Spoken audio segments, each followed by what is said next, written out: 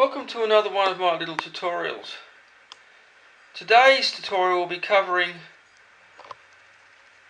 the upgrade of the power supply in a Lenovo M93 computer. Now, I purchased this computer pretty cheap from auction,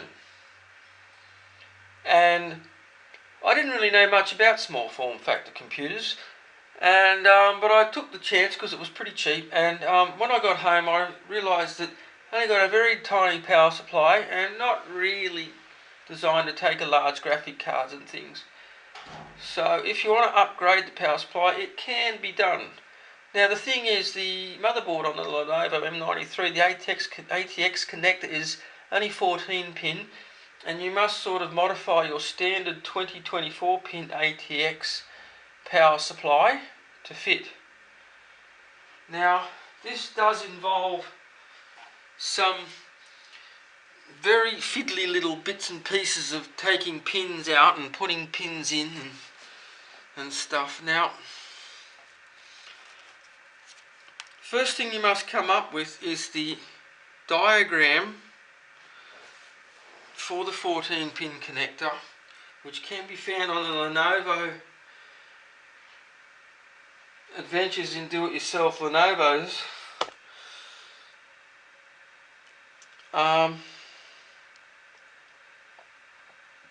The pinout is given there.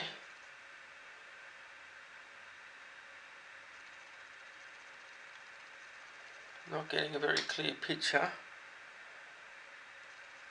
but if you can find this, just look up Lenovo 24 to 14 pin power adapter and you should eventually come up with this page. And there's also another page which gives you the pinouts for the standard 24 pin ATX connector, and that is on computerforum.com. Again, we're not very bit overexposed on the camera there. So it does involve moving some pins around, and that is the tricky part. Now, I've already worked this one out because I wouldn't sort of want to start from scratch, because it took me all day to figure it out and go through taking all the pins out. Now these pins, I'll just have there's the original power connector there, which is like the 20 pin. Now to get these pins out, you have to get like I found the safety pin, a nice good safety pin like that was pretty good, and maybe something like that, which is like it's a bit beat up now, like a sewing, what's left of a sewing needle now. So what you do is you sort of got to come in that, orientate your connector that way, and stick these down sides. Make sure it doesn't go down the actual pinhole. It's got to be sort of off to the sides, and then sort of like get them positioned sort of like that, and then come along with some pliers, and we sort of just like got to push down like that, and then with a bit of luck they can be quite stubborn. Oh, you pull them out. There you go. That one came out, so there you go. Oh God, now I've lost it. Gonna have to make sure I get that out of there. So that's basically how you do that. Now I've lost it. So I'll stick that one back in because we don't really need that one. That was just for a demonstration on how to get those pins out. So once you've done that, then you can start taking out the connectors that you need. And the ones that you don't need, just leave them in the original connector, like this one. This one here, I sort of took out the wrong one. There's no point in really putting that one back. It's probably not its right spot, but I've got a diagram somewhere there which sort of will give you the right spot if I ever need to convert this back. Now I did wreck 2 of these pins on when I took them out.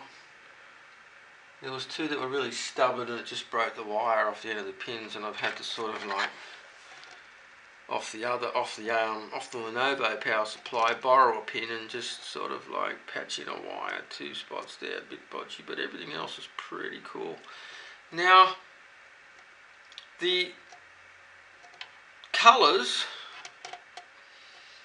of the standard ATX power supply that you will be using. Now, there's a tab that it sits in. So this can be seen off that diagram I sort of had up before. So the colours are 3 black, 1 purple. The purple is standby power. Now I had actually had the wrong wire. That's where I had the red wire. It's 5 volt, but this purple wire is 5 volt all the time, even when the computer's not running and it's plugged in. It's like, yeah, standby voltage. And that's where I had my final hurdle.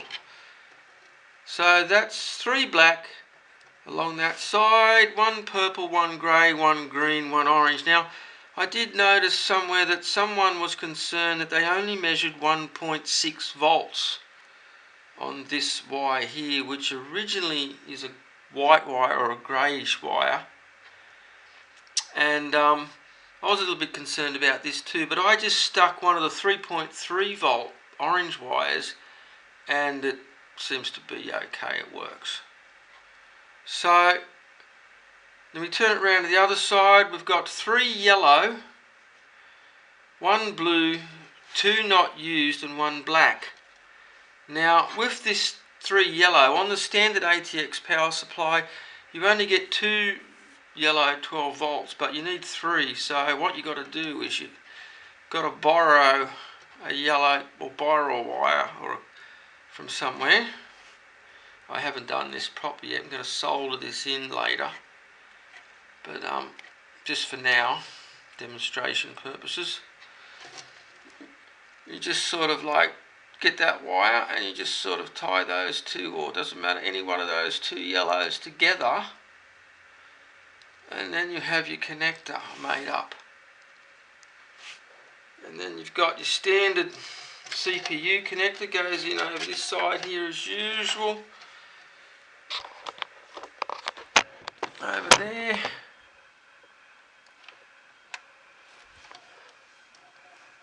Gives you a bit of an idea. Let's just see if I can line the camera up there. See there, you've got 3 black, 1 purple, 1 grey, 1 green, 1 orange. Turn it round. You've got 3 yellow, 1 yellow's tied from another yellow. Blue. Then 2 blanks and a black. Easy peasy. Okay, so now the other old ATX, what's left of it, can just, and then, well actually this was a 24 pin and this one sort of came apart, so it could be a 20 pin or a 24 pin. I actually borrowed one of the yellow wires from this section actually, and the 20 pin only had like sort of 1, I think, yellow wire. Anyway, what we do now is hopefully put the power connector in to the computer, into the ATX motherboard connector, like so.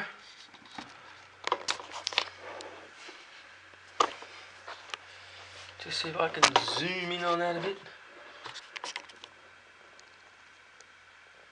There it is, back in position. What about that's just a tag. Okay, Okay, now that that's in, now hopefully, or it should, we've done it once before, it should post. So now we can put our power in. Just make sure there's nothing sort of in the way that could foul up. Everything's sort of okay there. Now plug the power in. Never work with your computer with the power in. Turn the power on.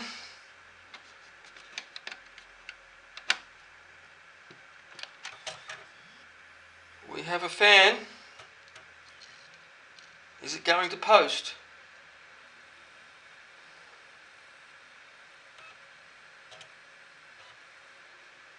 No post yet.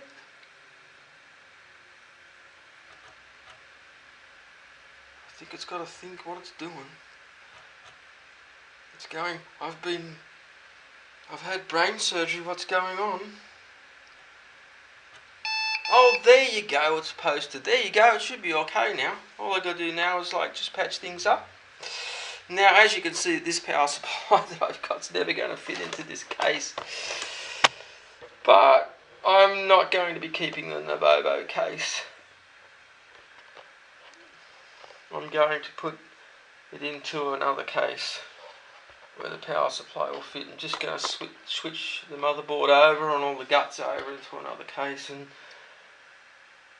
I now have a 4th generation Haswell computer for under $300.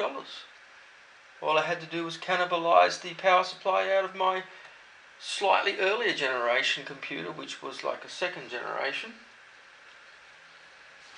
And yeah, that's a hack that can save you money, because these computers I've seen on eBay for, oh God, I saw one for $900. I get it, I'll never be paying $900. Okay, stay in touch folks for my next tutorial. Don't forget to check out my hobby blog, Kenny's R2D2 Builder blog, where I've got some interesting little things happening there, and hope to see you on my next little tutorial. Bye now.